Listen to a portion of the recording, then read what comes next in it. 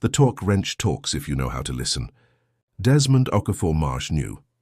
He had been listening to this particular valve, B2 South geothermal pressure tap number 7, installed 11 years ago by a contractor team who had since scattered across 4 star systems, for long enough that he could tell from the give of the fitting whether it was running warm or cold, whether the secondary loop was compensating for something upstream, whether today was a day to leave it alone or a day to make a note.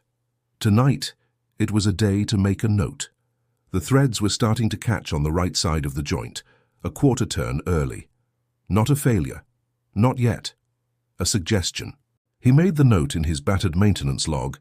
Actual paper, actual pen, a choice that had baffled 3 successive commerce supervisors, and moved the snap-on torque wrench to the next fitting along the manifold. The head torch on his forehead threw a cone of yellow light across the steel. The rest of B2 was the particular dark of a place that has never seen natural light and stopped apologizing for it. The tunnel smelled the way it always smelled at this hour.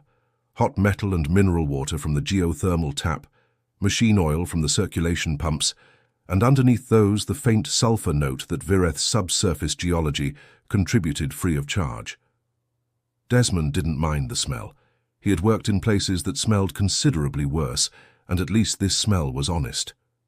It told you what was happening. The tap was running, the coolant was cycling, the facility was alive. Everything else was a detail. He was technically only supposed to be doing a scheduled pressure check on the B2 manifold tonight. The work order said 30 minutes, in and out, but there was the catching thread on fitting 7, and there was also the faint harmonic in the coolant circulation pump 3 bays along that he'd been meaning to investigate for 2 weeks. And by the time he'd finished making his note about fitting 7 and confirmed the harmonic was nothing worse than a loose housing bracket that wanted a half-turn of an M10 bolt, it was coming up on 0340 local, and he'd been down here 90 minutes. He was eating a cold pasty from foil and thinking about whether the circulation pump's harmonic meant the bearing race was starting to wear, or whether it was just the way the lunar gravity interacted with the impeller balance at this particular revolution rate. He thought it was the impeller balance. He made a note to check the bearing race next week anyway. Desmond. The radio on his belt crackled with Corporal Fitz's voice, overnight Garrison, surface watch, one of 3 humans who reliably pronounced his name without making it sound like a question. You're still down there? Circulation pump 3 had a harmonic, Desmond said, not looking up from the manifold. A harmonic. Housing bracket. Nothing serious. It's 20 to 4 in the morning, Des. That's when the bracket's loose. He finished the pasty, balled the foil, tucked it in his jacket pocket because he was not the sort of man who left rubbish in tunnels. It's quieter down here at night. Easier to hear. A pause. The sound of Fitz doing whatever Garrison corporals did at 0340 on a quiet surface watch, probably drinking something warm and watching the long dark of Vireth's plains through the observation slit. You eaten? Having a pasty? That's not a meal, Des. It's got egg in it, that's a meal. That's a... Another pause. Right, Fitz said, the word carrying the patient skepticism of a man who had this conversation regularly and knew better than to win it. Well, let me know when you're heading up. Will do. He replaced the radio on his belt and turned back to the manifold. The head torch swept across the tool locker at the near end of the bay. His locker, the one he'd been using since year 2, when the original had developed a hinge fault he'd never quite got around to reporting, because he'd already fixed it with a section of bar stock and a weld, and it worked fine. On the front of the locker, taped with 2 strips of blue insulation tape, was a drawing in crayon.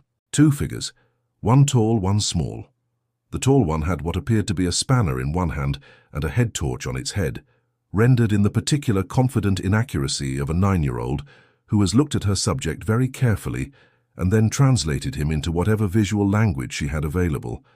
The small figure was holding the tall figure's hand.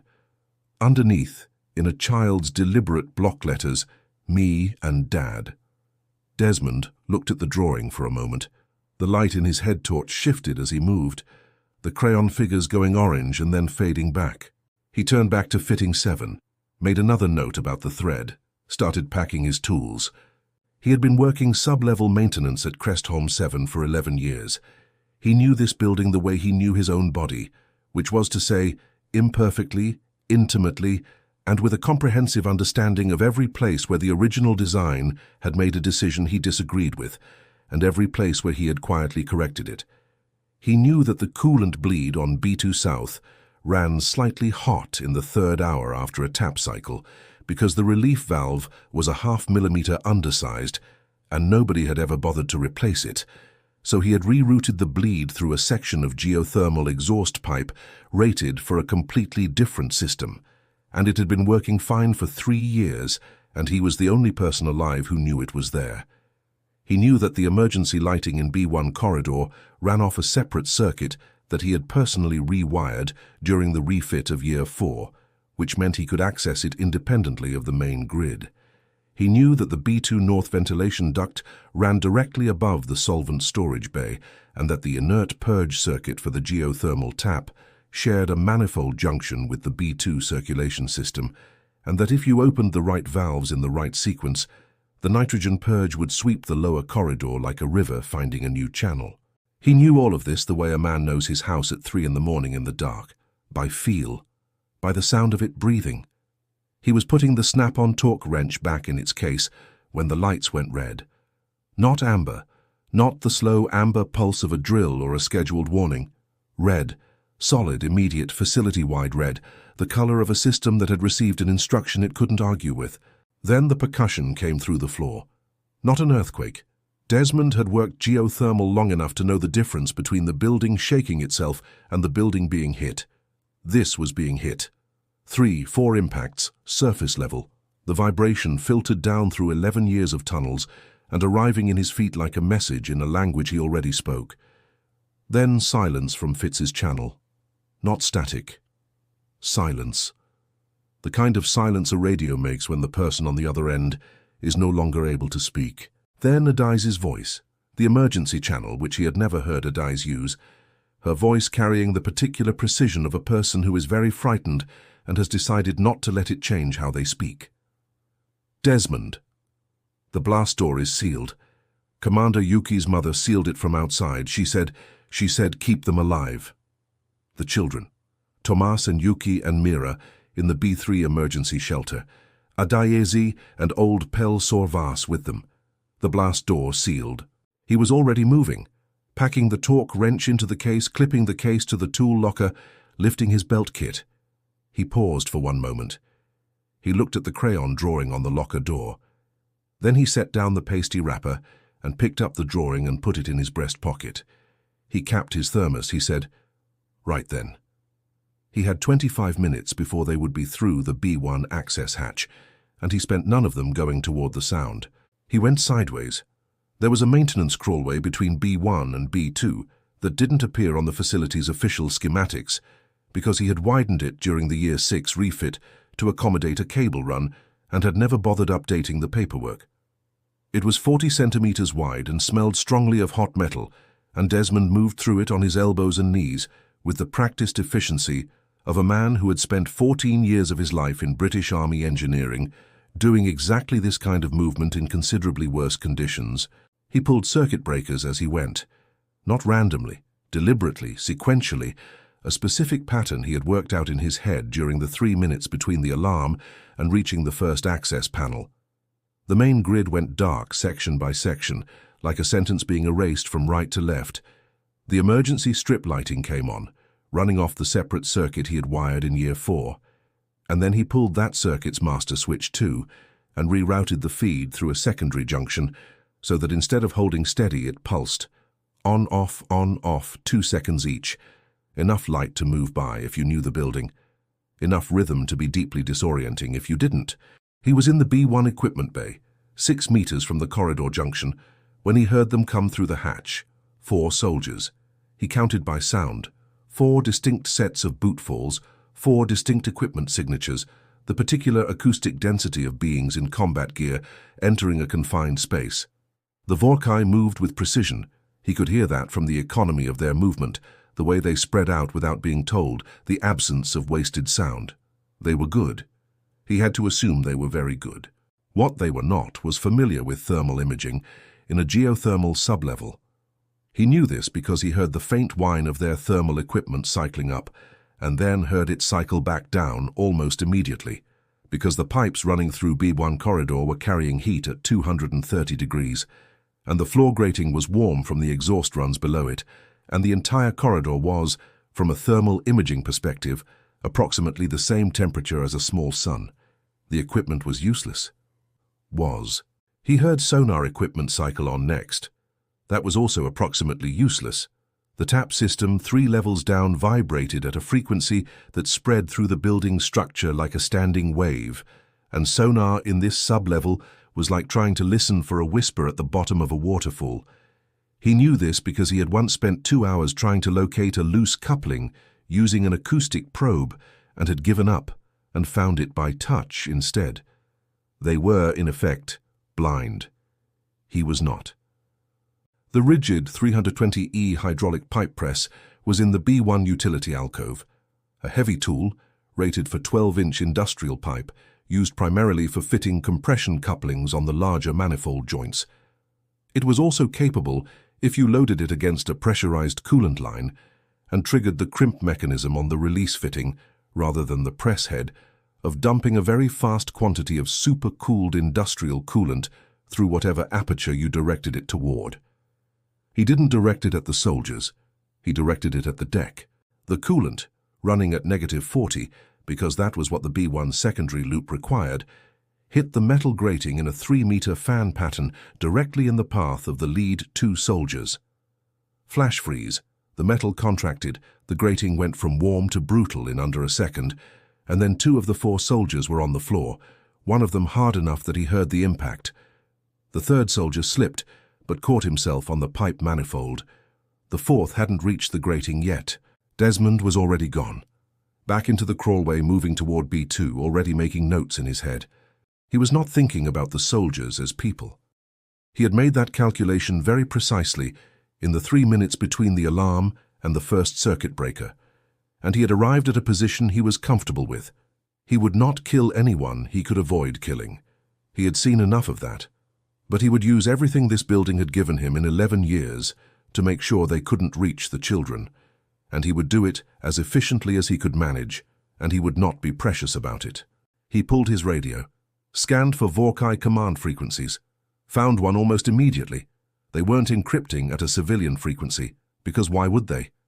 The Vorrkai probability model had rated Crestholm-7 at 97.3% pacified in under 4 minutes. Class 4 pacification. The outpost was, in every model they ran, empty of meaningful resistance. The voice that came through was clipped, formal. The particular register of someone who believes they are narrating an administrative event rather than a military one. Crestholm's sub-levels confirm as undefended. Garrison neutralized. Proceeding to asset extraction. Adjust probability model. Terran resistance, negligible. File under Class 4 pacification. Estimated sub-level clearance, 14 minutes. Desmond was in the crawlway with his battered notepad, drawing from memory a schematic of every path those soldiers would logically take Hota, because he had read enough military engineering doctrine to know how a trained unit would approach a rectilinear tunnel system with known access points and every place where the building could hurt them if he helped it. He drew for 9 minutes. The pad filled up. Then he moved to the blast dampers on the B1 South and B1 East access corridors. Manual dampers. No power required.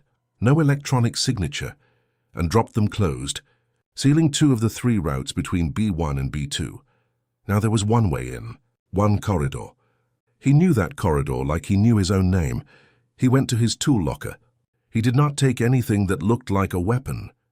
He took a spool of high-temp wire, a valve override key and mirror's drawing, which he folded once along the center crease and put in his breast pocket next to his heart. Then he went to work. The Vorrkai sent their second wave at 0431. 6 soldiers this time, moving into B2 from the north access. They would have taken that route because the south and east corridors were sealed, which meant the AI running their tactical assessment had correctly identified north as the only viable approach. That was fine. Desmond had been counting on them being logical. He had 19 minutes between the arrival of the first wave and the entry of the second, and he had used them precisely. The geothermal tap's inert purge circuit was a clean nitrogen system, colorless, odorless, slightly asphyxiating in high concentrations, but more relevantly, dense enough to push heavier vapors through a space like a piston. And in the B2 South solvent storage bay, there were 200-liter drums of tetrachloroethylene, PCE, heavy industrial degreaser, rated for non-reactive storage, but not for sealed space atmospheric dispersal. He had opened the nitrogen purge valve at ground level in B2 North. He had opened the PCE storage bay atmospheric vent at 0422. The nitrogen ran downhill, metaphorically, in atmospheric terms, and pushed the PCE vapor in a slow, invisible current along the floor of B2 North corridor. PCE was heavier than air. It settled. It didn't dissipate. At high concentration in a sealed corridor, it produced in humans a feeling not unlike being extremely drunk, combined with a migraine, combined with the conviction that the floor was not entirely where you thought it was. In Vorrkai, whose neurology ran on a different chemical pathway, a fact in his comms facility safety briefing, Species-Specific Atmospheric Hazard Protocols, page 47, which he had read 11 years ago and apparently retained. PCE exposure produced something considerably more specific, acute proprioceptive failure. The Vorrkai's sense of where their own limbs were in space simply stopped working correctly. All 6 soldiers were down within 3 minutes of entering the corridor. Not dead. Conscious, Desmond judged by the sounds they were making, but not going anywhere. He heard the second radio transmission on the command channel while he was already repositioning toward the relay room. Field Commander, we have a problem. B2 team is non-responsive. Atmospheric contamination, source unknown. This is not standard facility behavior. Requesting updated mission script. A pause. 11 seconds. There is no updated script for this scenario. Sublevel is rated undefended. Continue with original parameters. Contamination must be equipment malfunction. Desmond, crawling through the junction access toward the relay room, said, "Equipment malfunction, right." He filed that. The key fact was not the transmission itself. The key fact was that 11 seconds of silence followed by a non-answer. The Vorrkai command structure had encountered something outside their script and had responded by insisting the script was correct. He had worked with organizations like that before. In the army, they had been called, in the language of Wolverhampton working-class candor, exactly what they were. The third wave came at 0459, 8 soldiers, and they sent the drones first, sensible given what had happened to the previous 2 teams. Small drones, mapping drones, quick and efficient, sweeping through the ventilation access and returning with thermal and optical imagery of empty corridors. Desmond let them pass. He was in the electrical relay room, sitting very still against the primary distribution cabinet, and the drones swept over him twice and didn't flag him because the cabinet behind him was generating enough thermal noise to obscure his signature. He watched them go through the mesh cover of the relay room's ventilation, return with the patient attention of a man who has nothing to do but wait. The relay room held the primary, high-voltage distribution grid for the entire sublevel, a Siemens Ciprotec 7SA86 protective relay bank, installed by Desmond in Year 3, maintained and modified twice since then for geothermal-specific load management. He knew every connection in that cabinet. He had designed the modifications himself on graph paper, had the spec checked by comms headquarters, who had expressed mild concern and then signed off when the efficiency numbers came back, and had been quietly adjusting the load curves ever since to account for the tap system's particular rhythms. He knew exactly what the ground fault interrupt on circuit 7 was for. It was to prevent the geothermal feed from reaching the conductive coolant lines that ran through the B2 South corridor floors. The coolant lines were conductive because they were metal and they were wet and they were grounded at the manifold junctions. The ground fault interrupt was the thing that ensured none of that mattered. He listened to the 8 soldiers enter B2 South. He heard them spread out. They were treating the facility as potentially hostile now, which meant they were being careful, moving slowly, keeping spacing. Professional, he found, somewhere underneath the cold calculation that had taken over his thinking. a distant respect for that. They were good at their job.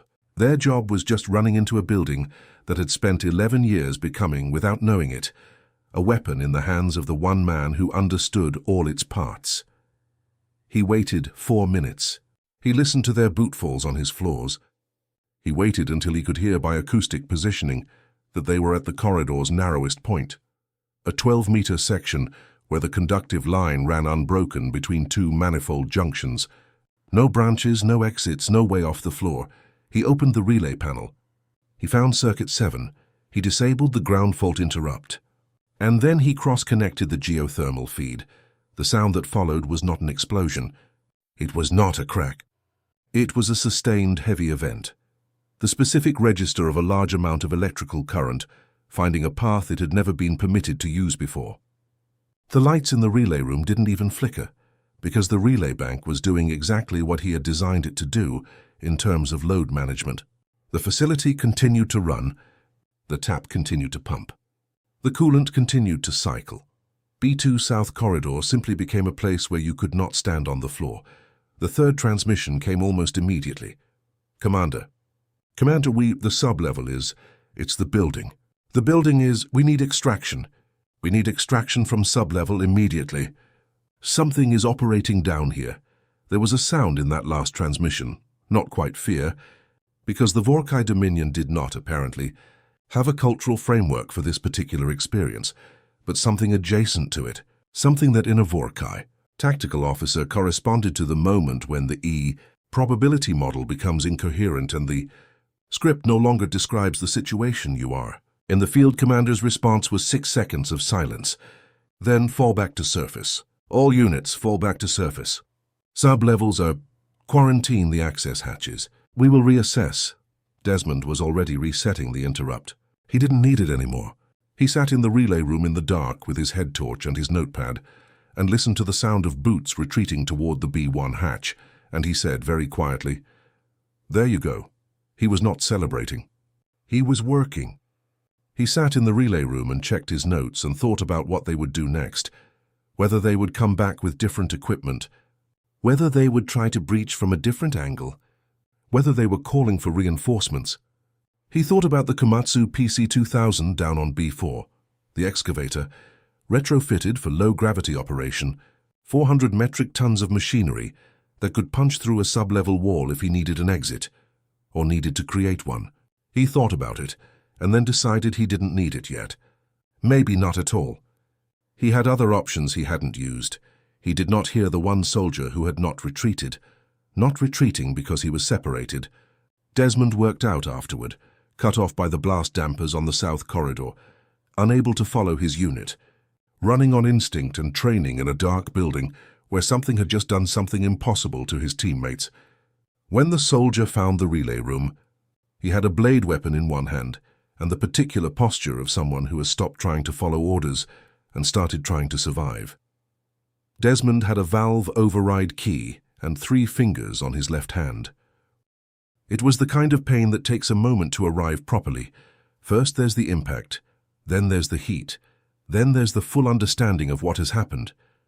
Desmond used the impact to get the override key into position against the soldier's blade arm, using the valve key's T-bar head as a fulcrum, and then the geothermal tap vibration that ran through every surface of this building, that constant low-frequency shudder that Desmond had learned to not notice the way you learned, to not notice your own heartbeat, and traveled through the relay bank and into the floor and into his feet and disrupted the soldier's grip just enough. The blade arm broke away. Desmond hit the soldier in the temple with the Stanley Fatmax 24-O's fiberglass handle hammer, which had lived on his belt loop since the first year of his career in a loop that his wife had sewn onto an early belt kit and that he had transferred to every subsequent belt kit because he never went anywhere without it. He hit him once, twice, a third time the soldier went down. Not dead. Desmond had pulled the third strike considerably. Down. Desmond sat against the relay bank and looked at the wound in his side. There was a moment.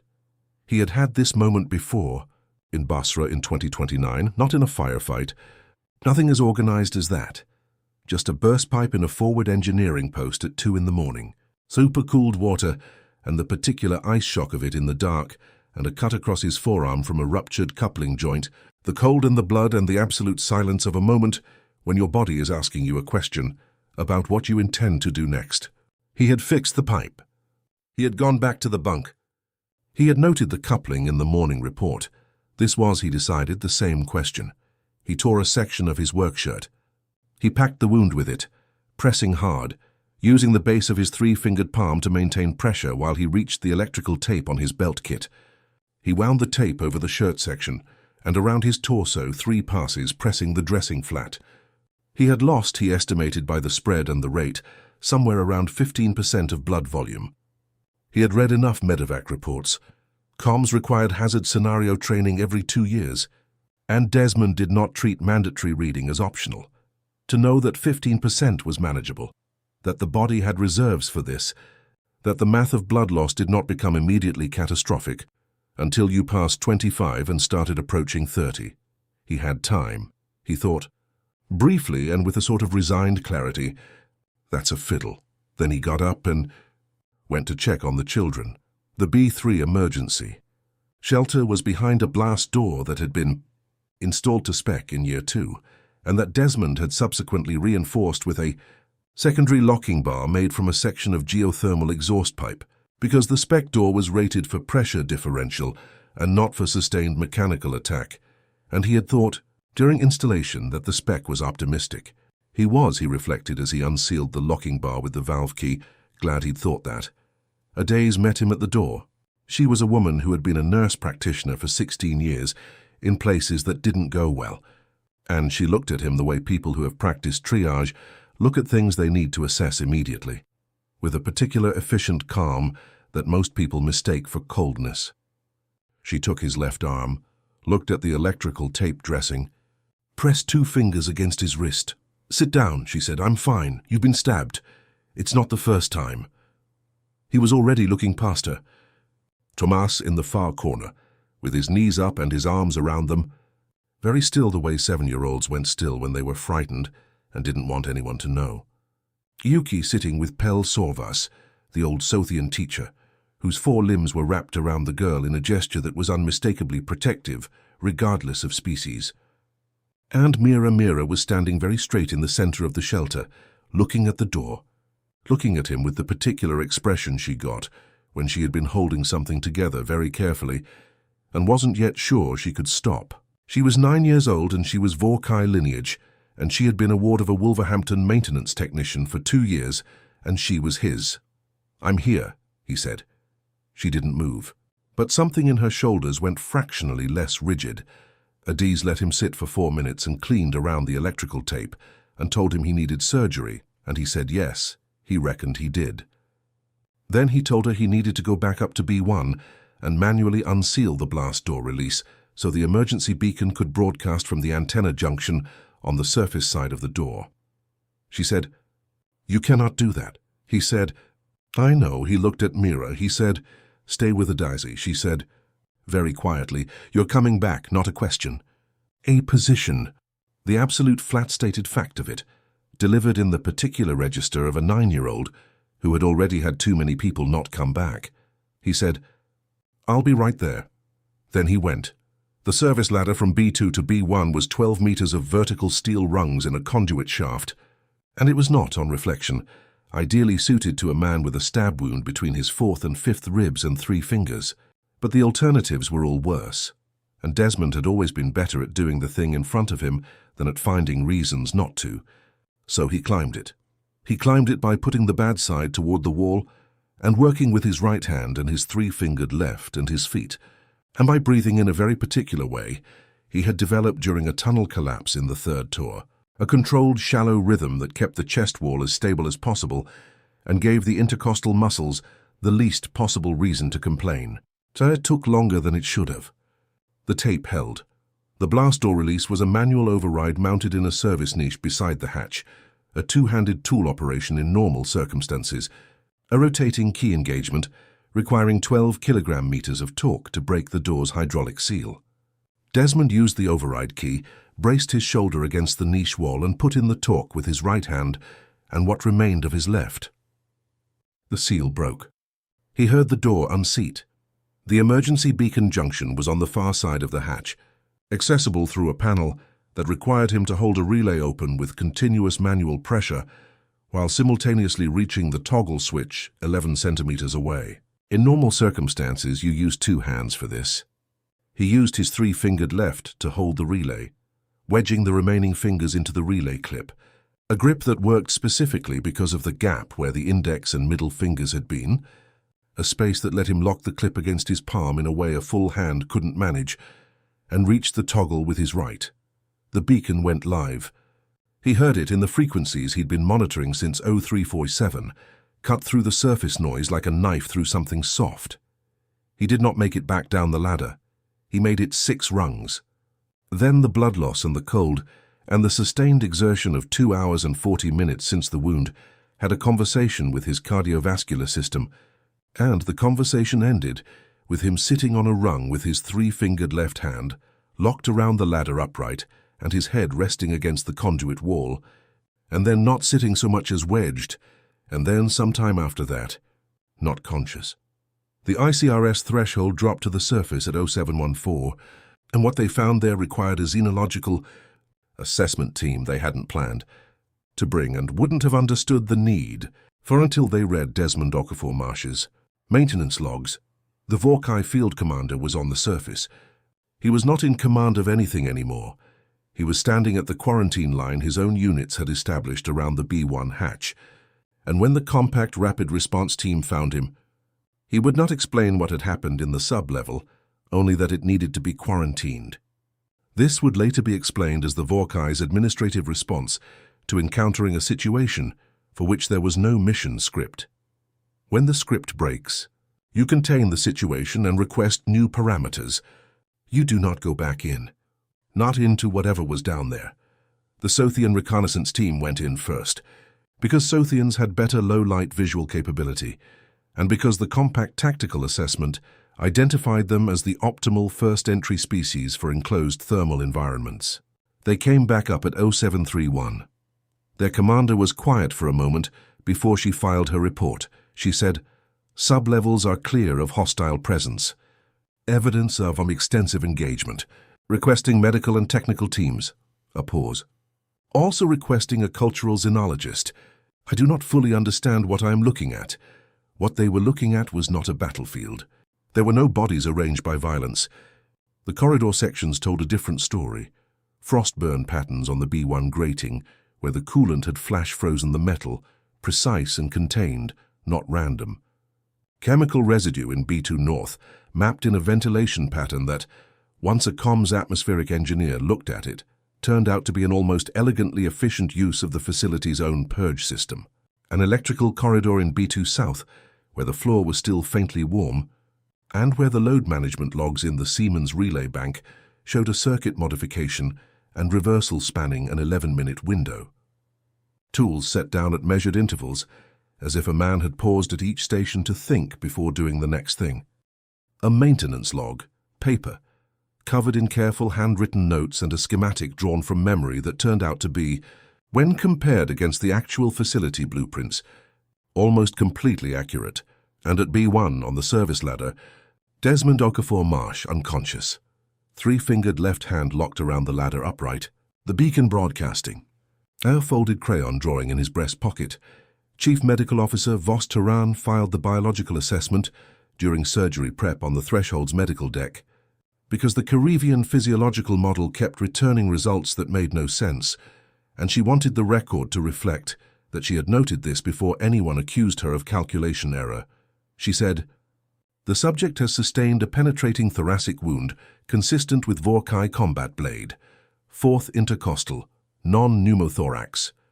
Blood loss estimated at 22%. Core temperature is 35.1 degrees. She paused. He has been active for approximately 2 hours and 40 minutes post-injury. His cardiac output during this period, based on wound progression, analysis, indicates sustained exertion under what any Carevian or Sothian physiologist would classify as a physiologically impossible load."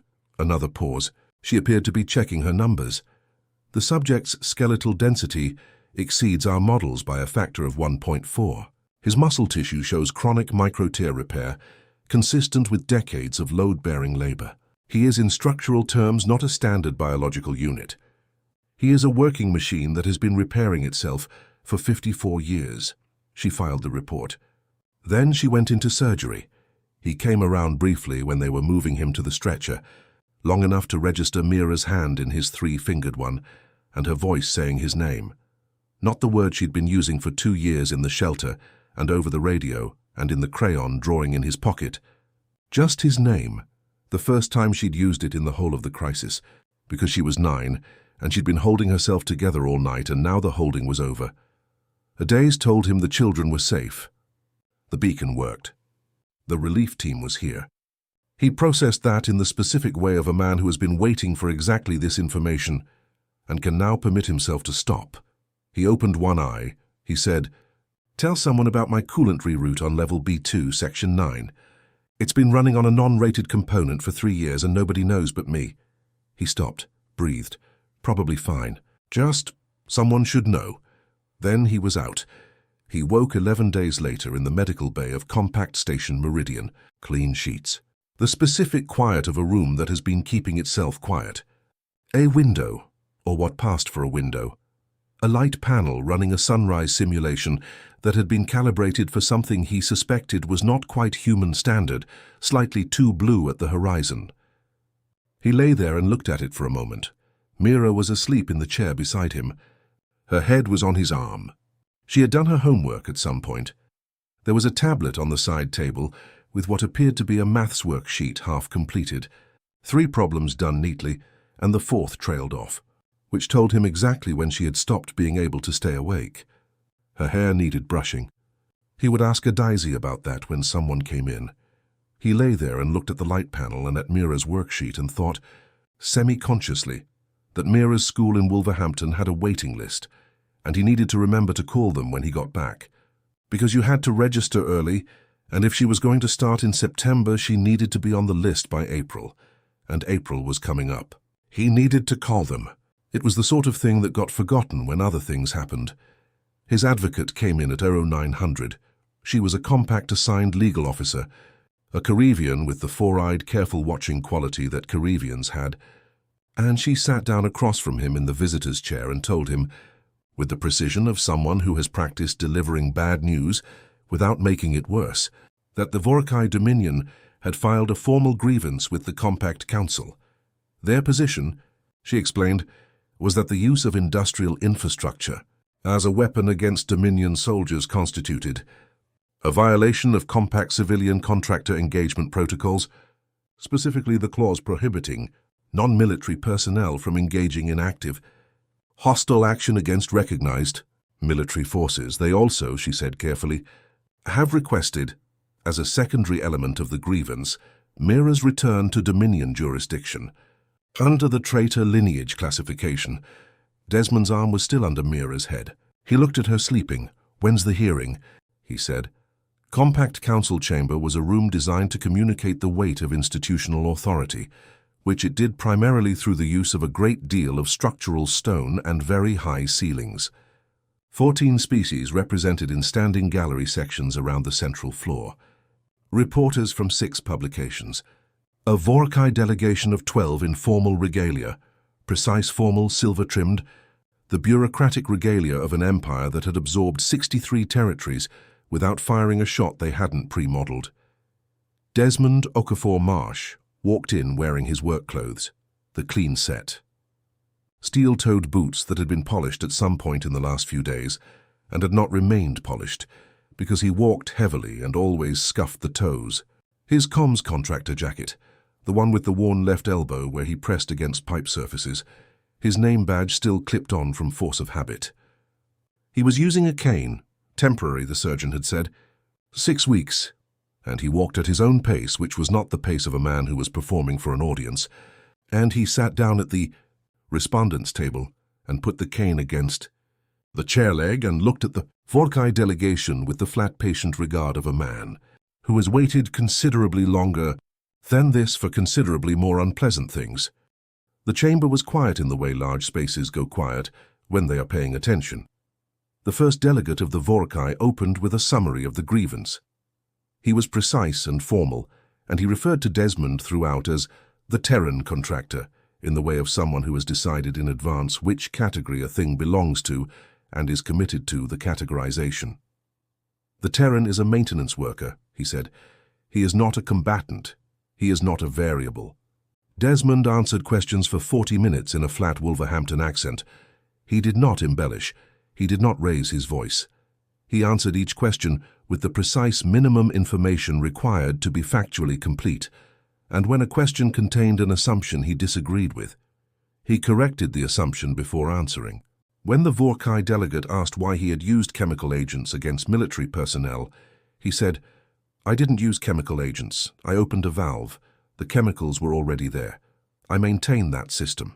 That's my job." When asked why he had used electrical systems to harm soldiers, he said, "I didn't use electrical systems. I removed a ground fault interrupt that I had installed and that I had every technical right to remove. What happened after that is a property of physics, not a property of me." When asked if he had intended to harm Dominion soldiers, he said, "I intended to keep 3 children alive until someone came to collect them. Everything else is a side effect." His advocate was watching him with the expression of a person who has prepared extensively for a hearing and is discovering that her client does not require the preparation. The first delegate leaned forward. He said in the formal compact register that carried through the chamber's acoustic design, "You are one maintenance worker. You held 11 years of knowledge of one building. You were not a soldier. You were not a threat. And yet you claim 31 Dominion personnel." The chamber went quiet in a different way. Desmond looked at the first delegate. He waited a moment, not for effect, genuinely pausing because he was choosing his words with care, the same care he used when he was diagnosing a system problem and wanted to be accurate. He said, "There are approximately 400 million humans currently working as maintenance, infrastructure, and engineering contractors on compact facilities throughout the outer belt." He let that settle. "We all know our buildings very well." 9 seconds of silence from the Vorrkai first delegate. The cultural xenologist in the observer gallery later noted, in her published assessment of the session, that 9 seconds was, for a Vorrkai political officer, the equivalent of visible panic, that the Vorrkai processed silence as a computational resource, that 9 seconds of it represented a system querying for a response it could not locate in any available model. In the gallery above, 2 of the compact's senior species representatives were already leaning toward each other and speaking quietly. 3 others had their recording devices active. Every intelligence agency in the outer belt had a representative in the gallery, and not one of them had been expecting today to go like this. Desmond's advocate pressed her case on the technical points: the ground fault interrupt, the valve operations, the documented comms maintenance authority over all B-level systems. The council convened for 40 minutes. They came back with a dismissal. Insufficient evidence of intentional military engagement. The formal citation noted the respondent's documented authority over all systems operated during the incident. It did not note the other reason, which was that 3 council species had just quietly recalculated the risk profile of 400 million human contractor employees distributed across every critical piece of infrastructure in the compact's outer infrastructure network. And the math was not comfortable. The Vorrkai delegation filed out without comment, 12 precise figures in formal regalia, walking very carefully in the manner of people who are processing something they don't yet have language for. Desmond was standing, collecting his cane, when he heard her voice. "Dad." Not from the respondents section, from the observer gallery. Mira was at the railing, both hands gripping it, leaning slightly forward, in the manner of someone who has just decided the thing she has been holding for 9 years of a short life can be set down now. Her voice carried, "The chamber's acoustic design, all that structural stone worked exactly as intended. Not Desmond, not Mr. Okafor-Marsh, not anything formal or careful or protective. Dad." In front of the Vorrkai delegation, who were still filing out, who turned at the word. In front of 12 council representatives, in front of the reporters, in front of all of it. He looked up at her. He nodded once. The compact media correspondent in the third gallery section was already filing, her text buffer moving faster than the chamber's official transcript. Adais, 3 seats down from Mira in the gallery, was crying a little and not apologizing for it. Pel Sorvas, old Sothian teacher with all 4 limbs folded correctly in a compact council observer posture, was making a sound that was probably the Sothian equivalent of the same. Even his advocate, who had been professionally composed for 40 minutes of testimony, was beaming in the way of someone who had not expected to feel this good about her job today. Mira was holding the railing with both hands, leaning forward, looking at him like she might fall over with relief. He picked up his cane. He turned to his advocate. His left side pulled slightly when he breathed and would do so for another 8 weeks, and he had a cortisone appointment on Thursday and the school call to make when he got back, and the coolant reroute on B2 Section 9 had been checked and notated, and apparently written up in a comms engineering bulletin because 3 separate maintenance engineers had found it and confirmed it was running correctly, and the author of the bulletin had described it as an unconventional but effective improvised solution which Desmond felt was about right. He said, "Right. Do you know if there's anything decent to eat on this station, or is it all that algae paste?" His advocate opened her mouth, closed it, opened it again. There's a canteen on level 4 that does a Sothian vegetable dish that's actually... Does it have anything fried in it? I think they have something battered." "Right then," Desmond said. He picked up his cane. He turned and looked up at the gallery. "Mira, come on then. We're getting something to eat." She was already moving for the exit, running a little, the way 9-year-olds ran when they were allowed to stop being grown up about things. The chamber emptied. The reporters filed their pieces. The cultural xenologist closed her notebook, then opened it again, and wrote at the bottom of her observation record, "For future reference, when a Terran says, 'right then,' do not assume the matter is being dismissed. In context, this phrase appears to function as a declaration of intent.